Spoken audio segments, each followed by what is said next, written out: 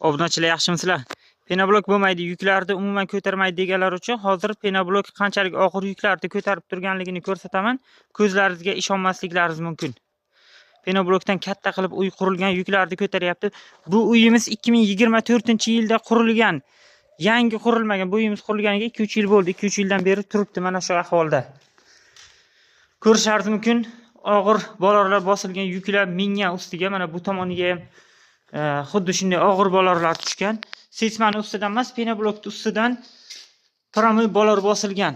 O'ta zo'r holatda turibdi. Adresimiz Qashqadaryo Muborak tumanida 13 ming joyda yuklab beryapmiz. Mana shunday sifatli penobloklarimizni kelib ko'rib, mana shu penoblokdan qurilgan uyni ko'rib, ichki remontlarini ko'rib, tashqi remonti ham bor buni arqa tomonda, o'shalarni ko'rib, penobloklarimiz sifatiga baho berib olib ketaverasizlar. Qashqadaryo Muborak tumanida adresimiz, yuklarni bemalol ko'taryapti. Mana shunaqa videolarni ham tarqataylik Telegram gruppalarda. Faqatgina sifatsizini topa olib, sifatsizini tarqatishyapti hamma. Sifatlisini ham ishlab chiqaryapmiz. Ichki remontlari mana hech qanday muammosi yo'q.